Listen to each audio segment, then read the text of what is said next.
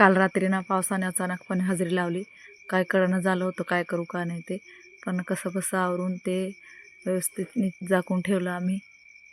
नंतर सकाळी मी नाश्त्यामध्ये मस्त अशा मेथीचे पराठे बनवले होते.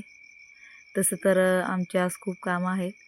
पावसाचंच काय वातावरण एवढं खराब झालं आहे ना, केव्हा पाऊस येऊन लागेल काय समजत नाही आहे. आणि नंतर पटकन आम्ही नाश्ता करून घेतला आणि दादू झोपला होता तोवर आम्ही नाश्ता मस्त असं केला आणि नंतर आमच्या कामाला लागले. काल रात्री झाकलेलं सगळे विटे ताडपत्री काढली बाजूला आणि पटकन आम्ही कामाला लागलो. तोवर आमची बाई इथं कोंबडीला वरती पाठीवर घेऊन खेळत होती. आणि बघा, आणि कोंबडीचं पिल्लू पण काय हालायचं नावच घेत नव्हतं. अभिचं फ्रेंड आहे ते. आणि नंतर आम्ही पटपट जे सुकलेले विटे आहेत ते साईडला रचायला घेतले आणि पटपट ट्रॉलीमध्ये टाकून सगळं हेच काम करायचं आहे दिवसा.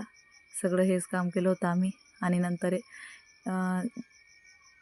जाताना ट्रॉलीवरून विटे घेऊन जायचे आणि येताना मुलांना भरून घेऊन यायचं असं चाललं होतं. आणि मुलांसोबत आज पूर्ण दिवस काम केलं पण काय थकवा आला असं वाटलं नाही. कारण मुलांसोबत काम करणं खूप हे असतं त्यांना खेळवत. तसे तर ते खाली पण खेळत होते आणि मध्ये त्यांना गाडीमध्ये बसायचं असतं ट्रॉलीमध्ये. नंतर एवढे दमले होते ते. नंतर संध्याकाळी त्यांचं मी आवरून घेतलं आणि नंतर पटकन दोघी भावंडं झोपूनच गेली. एवढे दमले होते ते.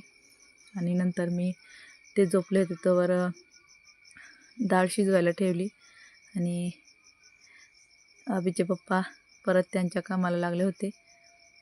त्यांचं आवरून परत राहिलेले विटे पलटी मारायला घेतले त्यांनी.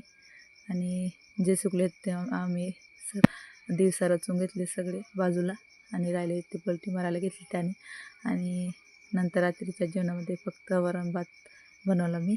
आजकाल वरण भात असंच काय चाललं आहे आमचं. चला तर भेटूया पुढच्या व्हिडिओमध्ये. बाय.